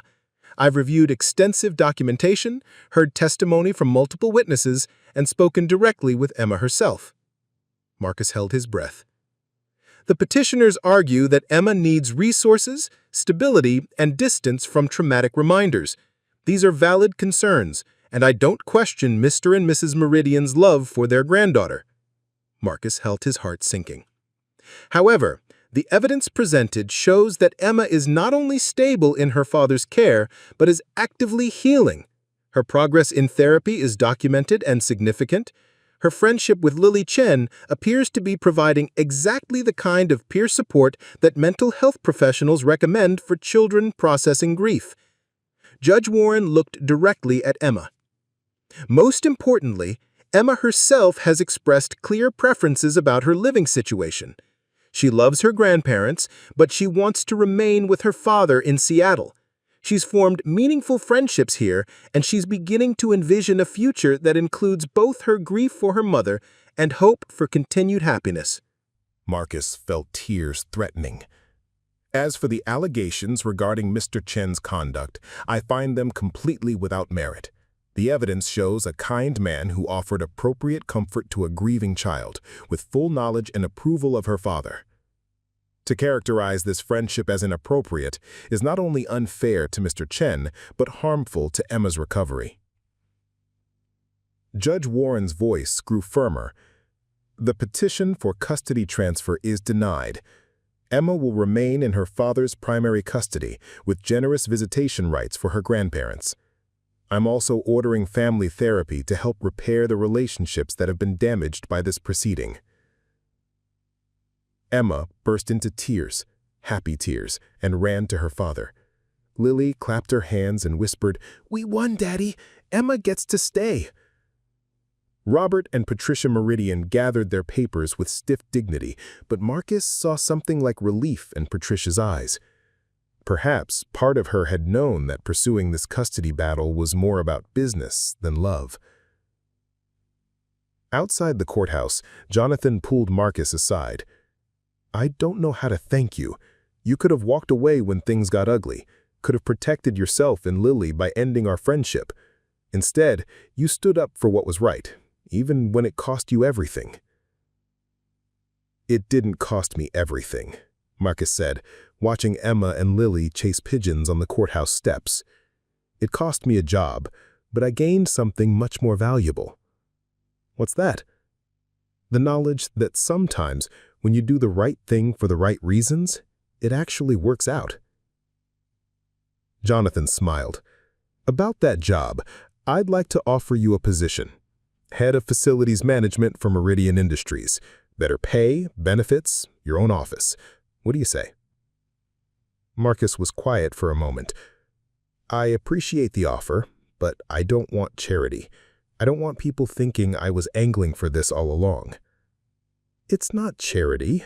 It's recognition of someone who understands what really matters. Besides, someone needs to keep those windows clean, and I've become quite particular about who I trust with the job." Marcus laughed. "In that case, I accept." As they walked toward the parking garage, Emma and Lily ran ahead, already making plans for their next adventure. Their friendship had been tested by forces beyond their control, but it had emerged stronger and more precious for having been defended. 6 months later, the Meridian Industries lobby had been transformed for the company's annual charity gala, but Emma insisted that Marcus still perform his weekly puppet show for the children of employees who attended the event. What had started as an impromptu moment of kindness had become a beloved tradition. Marcus stood in the center of the marble floor, now wearing a suit instead of a maintenance uniform, surrounded by dozens of children who laughed at Glovebert and Glovina's latest adventure. Emma sat in the front row next to Lily, both girls serving as assistant storytellers who provided voices for the minor characters. Jonathan watched from the edge of the crowd, still amazed by the chain of events that had led them here. Emma was thriving, in school, in therapy, in life. She talked about her mother now without the crushing weight of guilt, remembered happy times without being overwhelmed by loss. She'd found ways to honor Sarah's memory while still embracing her future. The custody battle had ended any remaining influence Robert and Patricia Meridian had over Meridian Industries, but it had also opened unexpected doors for reconciliation. Weekly video calls with Portland had slowly rebuilt relationships damaged by the legal proceedings. Emma's grandparents were learning to love her healing rather than fearing it. Marcus had proven to be an exceptional facilities manager, but more than that, he'd become Jonathan's closest friend and most trusted advisor. Their daughters had become inseparable, spending weekends together, supporting each other through childhood challenges, creating the kind of bond that would last a lifetime. Dr. Williams had documented Emma's continued progress in reports that became case studies for treating childhood trauma. The key factor, she noted repeatedly, was the importance of peer support and the power of friendship to provide healing that professional intervention alone couldn't achieve. As the puppet show concluded and children scattered back to their parents, Emma approached Marcus with a serious expression. "Marcus, can I ask you something?" "Of course, sweetheart." "Do you think my mommy would be happy about how everything turned out? About you and Lily being our family now?" Marcus knelt down to Emma's level, thinking carefully about his response. "I think your mommy would be very proud of how brave you've been, how you've learned to be happy again while still remembering how much you loved her. And I think she would be grateful that Lily and I get to be part of your story." Emma nodded solemnly, then broke into the radiant smile that had become her trademark. "Good. Because I love our family exactly the way it is now." As the gala continued around them, Marcus thought about the journey that had brought them to this moment. It had started with a simple desire to make a sad child laugh and had evolved into something none of them could have predicted. A chosen family built on shared loss, mutual support, and the radical belief that love really could triumph over fear. The maintenance worker and the CEO, the traumatized daughter and the grieving friend, the wealthy family and the struggling single father. All of them had been transformed by the power of authentic connection and the courage to defend what mattered most. 3 years later, Emma Meridian Chen stood at the podium in the Roosevelt Elementary auditorium, her 11-year-old hand steady as she held the microphone. The school's annual Heroes in Our Community presentation had become her favorite event, and this year she'd chosen to speak about the man who had taught her that sometimes the most important heroes were the ones who simply showed up when you needed them most. My hero is my second dad, Marcus Chen. 3 years ago, I was really sad because my mom died in a car accident. I stopped talking to people, and I stopped playing, and I thought I would never be happy again. In the audience, Marcus sat beside Jonathan and Lily, still amazed by Emma's transformation from the silent, traumatized child he'd first met to this articulate, confident young woman. Lily, now 9, beamed with pride at her best friend's presentation. But then, Marcus made me laugh with a puppet show, and he introduced me to his daughter Lily, who became my best friend and my sister. Marcus showed me that sad people can help each other feel better, and that families don't have to look the same to be real. Emma paused, making eye contact with Marcus across the auditorium. Marcus taught me that heroes don't wear capes or have superpowers. They just see someone who needs help, and they decide to help even when it's hard, even when other people think they shouldn't, even when it might cause problems for them. The applause was thunderous, but Marcus was focused on the radiant smile on Emma's face, the confidence in her posture, the joy that had become her natural state. This was the child he'd hoped to reach 3 years ago with his silly puppet show, but she'd exceeded every expectation. After the presentation, families gathered in the school cafeteria for refreshments. Marcus found himself surrounded by other parents, many of whom had become friends over the years as their children grew up together. "Marcus," called Mrs. Patterson, Lily's former first-grade teacher, who had since become the school's principal. "I wanted to tell you how proud we are of both girls. Emma's essay about resilience won the district-wide writing competition, and Lily's art project about blended families will be displayed at the county fair." Both girls had flourished academically and socially, but more importantly, they developed into compassionate young people who noticed when others were struggling and reached out to help. Emma had started a lunch buddy program for new students who seemed lonely, while Lily had organized a book drive for children in foster care. "They learned from the best teacher," Mrs. Patterson continued. "The example you and Jonathan set for them about inclusion and kindness has made our whole school community stronger." As the evening wound down, the extended Chen Meridian family walked home together through the Queen Anne neighborhood. Jonathan had bought a house just 3 blocks from Marcus's new duplex, ensuring the girls could walk back and forth freely and that both fathers remained involved in their daily lives. "Dad," Emma said, using the title she'd begun applying to Marcus about a year earlier, "can we stop by the Memorial Garden?" The Sarah Meridian Memorial Garden occupied a corner of Meridian Industries' courtyard, created with Emma's input to honor her mother's memory while celebrating life and growth. Emma visited regularly, often bringing flowers or drawings, always talking to her mother about her latest adventures and accomplishments. Tonight, she knelt beside the rose bushes that bloomed year-round in Seattle's mild climate and pulled a folded paper from her backpack. "Hi, Mama. I gave my presentation about Marcus today. I told everyone how he helped me find my smile again. I think you would like him, Mama. He tells really good stories, and he makes Daddy laugh, and he takes care of Lily and me like we're the most important people in the world." She placed the folded paper, her presentation notes, beside the headstone. "I'm not sad all the time anymore, but I still miss you every day. Is that okay?" Lily says it's okay to miss someone and be happy at the same time. "She's really smart, Mama. You would love her, too." Marcus felt tears threatening as he watched Emma's private conversation with her mother. The ritual had evolved over the years from desperate grief to peaceful remembrance, a sign of how thoroughly she'd integrated her loss into a life filled with love and possibility. 5 years later, the wedding was small by Meridian family standards, but perfect in every way that mattered. Jonathan and Dr. Rebecca Williams had been dating for 2 years, their relationship growing naturally from professional collaboration to deep friendship to love. Emma was the one to suggest they make it official.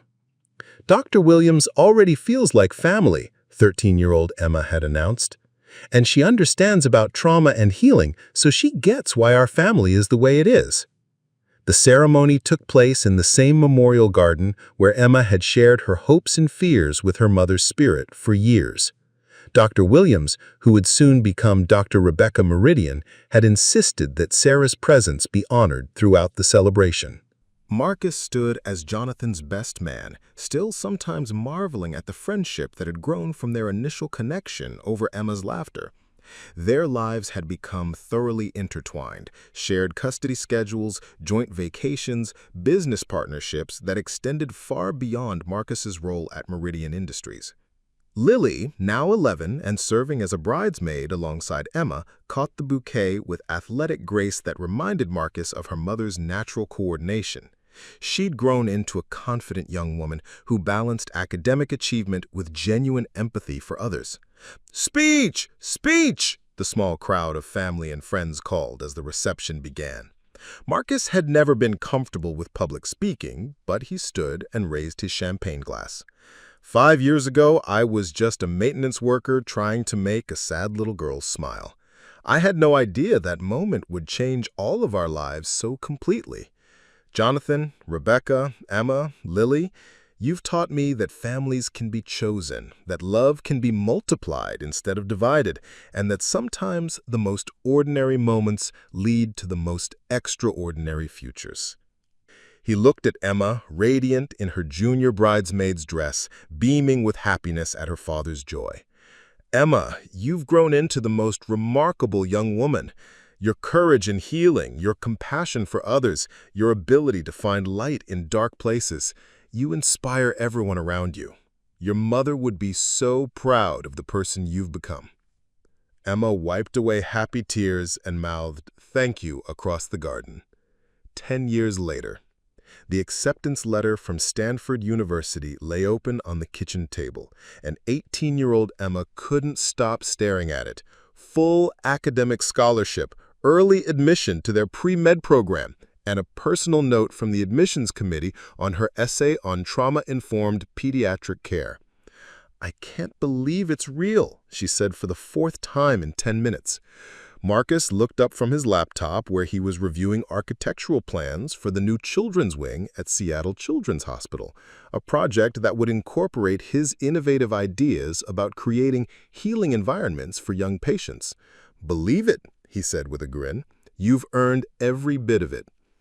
Emma had spent her high school years volunteering at the hospital, shadowing Dr. Williams in her practice and conducting research on the long-term effects of childhood trauma. Her senior project, a comprehensive program for helping grieving children through peer support, had been implemented in 3 school districts. "Stanford's really far away," Lily said quietly from her spot at the counter where she was sketching designs for the mural she'd been commissioned to paint in the hospital's new wing. At 16, Lily had already sold several pieces to local galleries and was being courted by art schools across the country. "It's a 4-hour flight," Emma replied, "and I'll be home for every holiday, every birthday, every important moment. We're family, Lil. Distance doesn't change that." Jonathan entered the kitchen carrying grocery bags with Rebecca close behind. Their marriage had brought stability and professional insight to Emma's continued healing, but more than that, it had created a home filled with laughter and intellectual curiosity. I heard celebratory screaming from the driveway. Should I assume Stanford came through? Emma waved the letter triumphantly. "Full ride, Dad. They want me to start research projects as a freshman." "And they should," Rebecca said, wrapping Emma in a hug. "You've been doing graduate-level work since you were 15.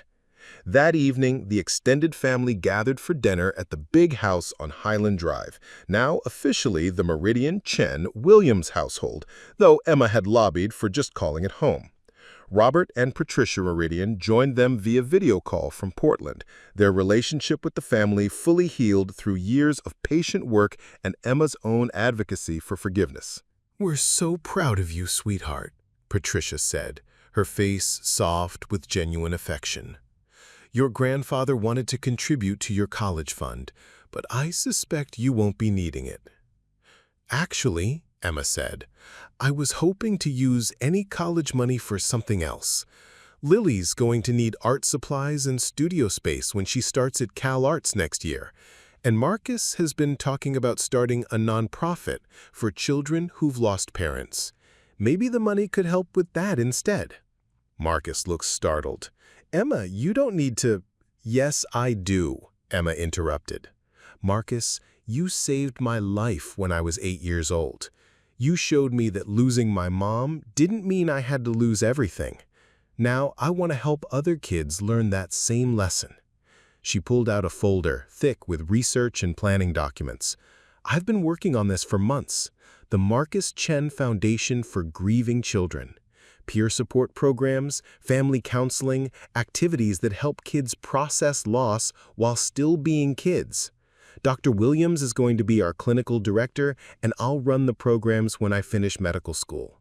Marcus stared at the proposal, overwhelmed by the scope of Emma's vision and the love behind it.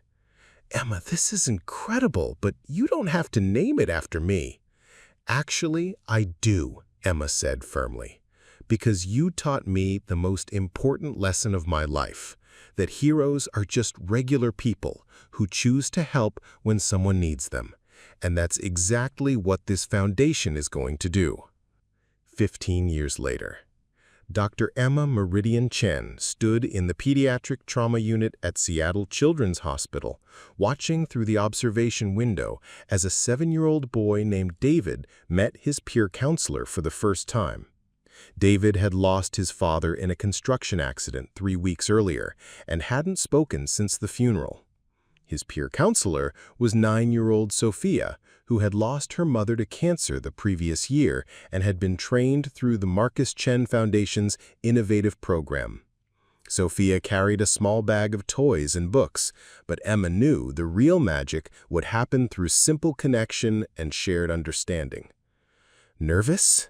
asked Dr. Lily Chen Williams, who had joined the foundation's staff after completing her master's degree in art therapy. Her murals now decorated children's hospitals across the Pacific Northwest, each one designed to provide comfort and hope to young patients and their families. "Always," Emma admitted, "but hopeful too. Look at them." Through the window, they could see Sophia sitting cross-legged on the floor beside David's bed, carefully arranging a set of small wooden animals in a circle. "These are the feelings animals. The lion is angry, the elephant remembers everything, the owl is scared at night, and the butterfly feels happy sometimes, even when everything else is sad." David watched intently, not speaking, but clearly engaged. "Which animal feels the most like you today?" Sophia asked. After a long pause, David pointed to the elephant. "The elephant is really smart," Sophia said approvingly. "He knows it's important to remember the people we love, even when remembering makes us sad." Emma felt the familiar tightness in her throat that came with watching breakthrough moments. David's tentative engagement with Sophia represented the beginning of a healing journey that might take months or years, but would ultimately lead him toward wholeness. "Dr. Chen," a nurse approached with a clipboard, "there's a family here to see you. The Johnsons, Their daughter started our program last month. Emma found the Johnson family in the family consultation room. 8-year-old Mia sitting between her parents with a bright smile that hadn't been there a month ago. "Dr. Chen," Mia jumped up to hug her. "I wanted to show you something." She pulled out a drawing of stick figures holding hands under a rainbow. "This is my family, Mommy, Daddy, me, and my brother Jake, who died. Sophia taught me that Jake is still part of our family even though we can't see him anymore." Emma knelt down to examine the drawing more closely. "Tell me about the rainbow." "Sophia says rainbows come after storms, and that's like feelings. We had a really big storm when Jake died, but now we're starting to see colors again." Mrs. Johnson wiped away tears. "She's been drawing again, Dr. Chen, and talking about Jake without getting upset. Last night she told us she wants to help other kids who lose brothers and sisters." "That sounds like something Jake would be proud of," Emma said gently. After the Johnson family left, Emma walked through the hospital's corridors, past Lily's murals depicting children of all backgrounds finding strength and hope. She stopped at her favorite piece, a large painting showing kids of different ages holding hands in a circle, with adults standing supportively around the outside. At the center of the circle was a banner reading, "Together we heal." Her phone buzzed with a text from Marcus. "Board meeting at 3. New funding approved for expansion to Portland. Your grandparents want to host the first Oregon program at their community center." Emma smiled. The foundation had grown beyond anything she'd imagined when she first proposed it 15 years ago. They now operated in 12 states, had trained over 500 peer counselors, and helped more than 2,000 families navigate childhood grief. But the real measure of success wasn't in the numbers. It was in moments like David's first connection with Sophia, Mia's rainbow drawing, and the countless children who had learned that losing someone they loved didn't mean they lost their capacity for joy. "Dr. Chen," her assistant James approached with the afternoon schedule. "Your 3:30 appointment is here early. The Peterson family?" Emma nodded, pulling herself back to the present. Another family beginning their journey through loss. Another opportunity to plant seeds of hope and healing. As she walked toward the consultation room, Emma thought about the 8-year-old girl she'd been, sitting on the marble floor of Meridian Industries, watching a maintenance worker make glove puppets dance. That child could never have imagined the life that awaited her, the love, the purpose, the opportunity to transform her own healing into hope for others. She thought about Marcus, now 55 and serving as the foundation's executive director, still telling stories to children, but now training others to do the same. She thought about Lily, whose art brought beauty and comfort to some of the most difficult places in children's lives. She thought about Jonathan and Rebecca, whose stable love had provided the foundation for all of their growth. Most of all, she thought about her mother, Sarah, whose death had seemed like the end of everything, but had ultimately led to a life dedicated to ensuring that no child had to face loss alone. Emma opened the door to meet the Peterson family, ready to begin another story of healing, another proof that love really could triumph over loss, another chapter in the continuing legacy of a puppet show that had changed everything. 25 years later. The auditorium at Seattle Children's Hospital was packed for the Marcus Chen Foundation's 25th anniversary celebration. Dr. Emma Meridian Chen, now 43 and the Foundation's chief executive officer, stood at the podium looking out at an audience that represented thousands of lives touched by their work. In the front row sat Marcus, now 65 with silver hair, but still with the same warm smile that had comforted her decades ago. Beside him, Lily, now 41 and internationally recognized for her therapeutic art programs, held the hand of her 6-year-old daughter, Maya, who is fascinated by her grandmother Emma's speech. Jonathan and Rebecca, both retired but still actively involved in the Foundation's research initiatives, beamed with pride from their seats.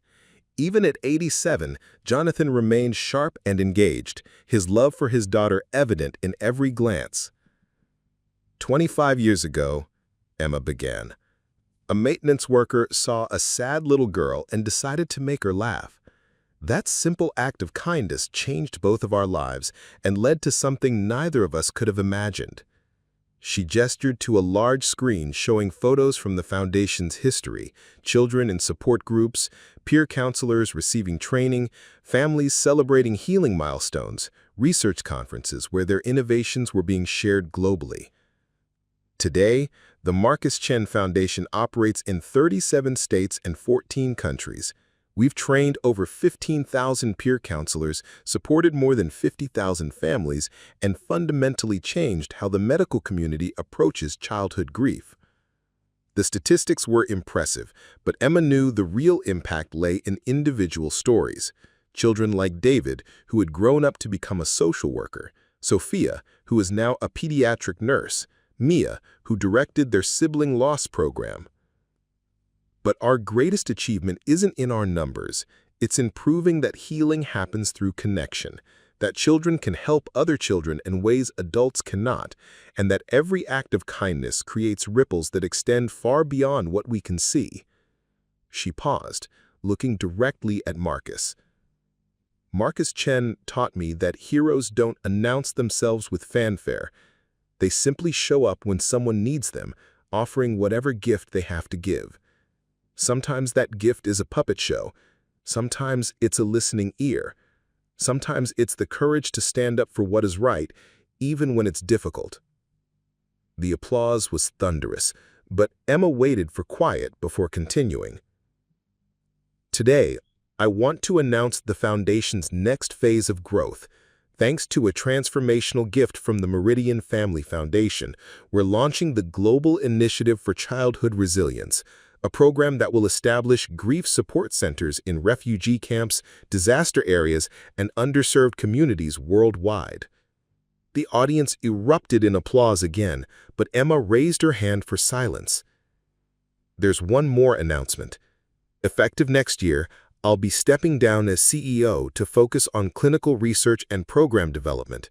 Our new Chief Executive Officer will be Dr. Maya Patel, who many of you know from her groundbreaking work with our adolescent programs. As Dr. Patel stood to acknowledge the applause, Emma felt a deep sense of satisfaction. The foundation was in capable hands, ready to continue growing and evolving to meet the needs of grieving children around the world.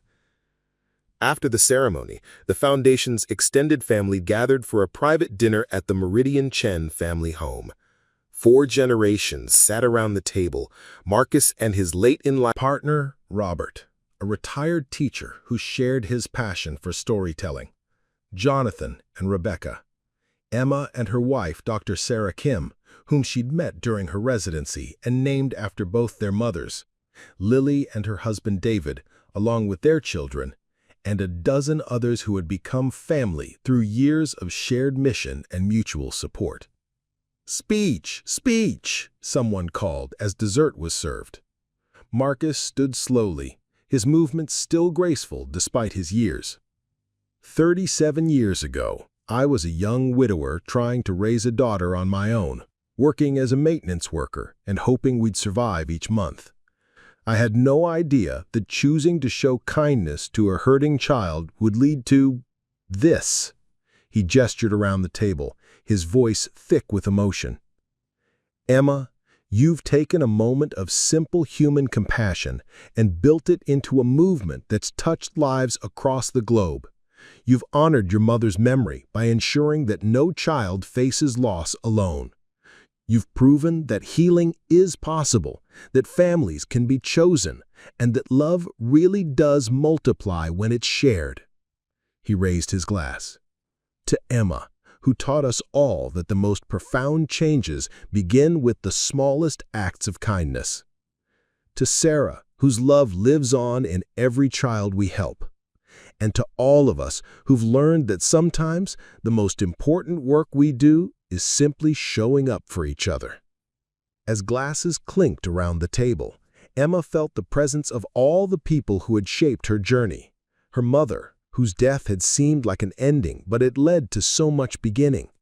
Jonathan, whose love had never wavered. Rebecca, who had brought professional expertise and personal warmth to their family. Lily, whose friendship had shown her that love could heal the deepest wounds.